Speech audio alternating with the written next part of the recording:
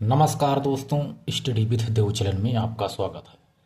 दोस्तों, पिछली वीडियोस में हम राष्ट्रीय आय में ना शामिल होने वाले कुछ मद को देख लिए तथा कुछ आर्थिक आंकड़े भी देखे थे। पुराना जो भी था दोस्तों, यह इकोनॉमिक्स की क्लास है दोस्तों। आप लोग इसको पढ़कर इसको आपको पूरे चैप्टर में आपको हर जगह करंट से अपडेट करना है। मैं नोट्स तैयार करवा दे रहा हूं दोस्त, इसको आपको हर चीज़ें करंट में अपडेट करना है कि कैसे है क्या नहीं है, इसको आपको विशेष तरह से ध्यान देना है। तो आइए दोस्तों, अगली वीडियो में चलते हैं। आर्थिक सुधार 1991 में क्या कैसे हुआ था, क्या क्या हुआ था, इसी पे चर्चा करेंगे दोस्तों। आर्थिक सुधार एलपीजी, आर्थिक सुधार 1991 में एलपीजी आया था, यानी उदारीकरण, निजीकरण और वैश्वीकरण, यही का आर्थिक सुधार हुआ था इसी का 1991 में। तो दोस्तों, उदारीकरण, निजीकरण और वैश्वीकरण, इसके अग्रदूत मनमोहन सिंह हैं। इनके अग्रदूत मनमोहन सिंह माने जाते हैं। तो प्रथम पीढ़ी का सुधार में यदि बात किया जाए तो इसके दो घटक थे, स्थिरीकरण और संरचनात्मक समायोजन। स्थिरीकरण में त्वरित प्रक्रिया की गई तथा संरचनात्मक संयोजन में क्रमिक प्रक्रिया, यह दोनों इसी से संबंधित है। घटक में स्थिरीकरण त्वरित प्रक्रिया से संबंधित है और संरचनात्मक समायोजन क्रमिक प्रक्रिया से संबंधित है। तो उदारीकरण के अग्रदूत मनमोहन सिंह को माना जाता है, जो आर्थिक सुधार 1991 से संबंधित है। बचत दर किसे कहते हैं? राष्ट्रीय आय का ही हिस्सा है दोस्तों, उसी चैप्टर में ये भी पढ़ता है। तो राष्ट्रीय आय का वह हिस्सा जो उपभोग के बाद बच जाता है, मतलब कोई भी राष्ट्रीय आय का हिस्सा है तो उस हिस्से से उपभोग, जिसका हम लोग उपभोग करते हैं, जिस आय का, उस उपभोग के बाद बच जाता है तो उसे ही बचत कहते हैं। यह तीन प्रकार से हम कर सकते हैं। बचत को तीन प्रकार से देखेंगे। जैसे पहला है घरेलू बचत, दूसरा है निजी क्षेत्र में बचत, तीसरा है सार्वजनिक क्षेत्र में बचत। जो दोस्तों घरेलू बचत, यह सबसे ज्यादा बचत यही घरेलू बचत से ही होता है। घरेलू बचत से ही सबसे ज्यादा बचत होता है।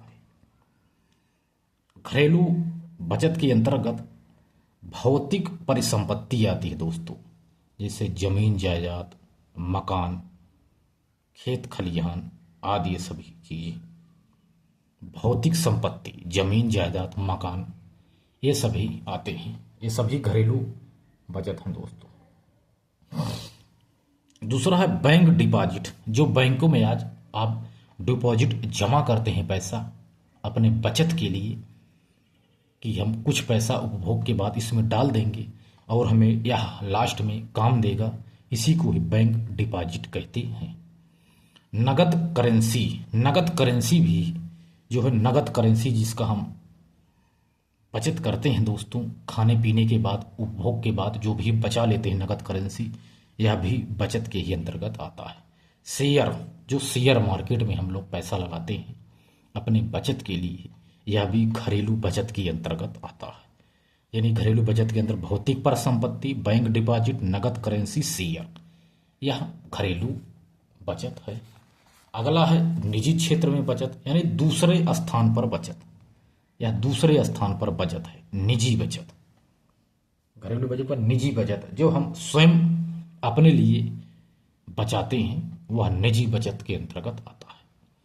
सार्वजनिक क्षेत्र में बचत तीसरे स्थान पे आता है। सार्वजनिक क्षेत्र में बचत सभी के लिए जो हम कुछ बचत करते हैं, जैसे मान लीजिए हम 10 रुपये में से 5 रुपये सभी के लिए बचाते हैं, तो यह सार्वजनिक क्षेत्र के अंतर्गत आता है।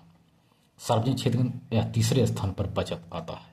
तो बचत दर 3 प्रकार से करते हैं, घरेलू बचत, निजी बचत और सार्वजनिक क्षेत्र में बचत, यानी सामाजिक, समाज से संबंधित जो भी सार्वजनिक सभी के लिए, जैसे कुछ अनुदान देना, दान देना या आदि सभी, जो जहाँ पर आश्रम वगैरह, वृद्धाश्रम आदि जगह सार्वजनिक क्षेत्र के लिए सभी के लिए, यह तीसरे नंबर पे बचत करता है। आय के प्रकार, आय के प्रकार में बात किया जाए तो सबसे ज़्यादा इनकम और सबसे कम इनकम। सबसे ज़्यादा इनकम राष्ट्रीय आय से होती है और सबसे कम इनकम व्यक्तिगत प्रयोज्य आय से होता है। आय के प्रकार विभिन्न प्रकार के हैं, राष्ट्रीय आय, निजी आय, व्यक्तिगत आय तथा व्यक्तिगत प्रयोज्य आय। व्यक्तिगत आय यानी घरेलू आय। राष्ट्रीय आय के अंतर्गत सार्वजनिक और निजी दोनों आय शामिल है। राष्ट्रीय आय के अंतर्गत, राष्ट्रीय आय के अंतर्गत सार्वजनिक और निजी दोनों आय आते हैं। निजी आय, निजी आय में शामिल है राष्ट्रीय आय माइनस सार्वजनिक आय प्लस हस्तांतरण भुगतान, ये निजी आय के अंतर्गत आते हैं। तीसरा है व्यक्तिगत आय या घरेलू आय। इसमें निजी आय माइनस कंपनी की आय, निजी आय माइनस कंपनी की आय को शामिल करते हैं। निजी आय में से कंपनी की आय को माइनस कर देते हैं तो यह व्यक्तिगत या घरेलू आय निकल आती है।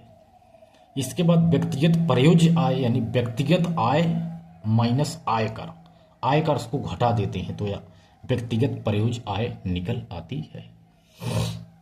यही दोस्तों आर्थिक सुधार 1991। इसमें एलपीजी मॉडल आया था जिसके अग्रदूत दोस्तों मनमोहन सिंह थे। उदारीकरण, निजीकरण और वैश्वीकरण। राष्ट्रीय आय का वह हिस्सा जो उपभोग के बाद बच जाता है उसे बचत कहते हैं। बचत 3 प्रकार का है, बचत दर, घरेलू बचत, निजी क्षेत्र और सार्वजनिक क्षेत्र। निजी क्षेत्र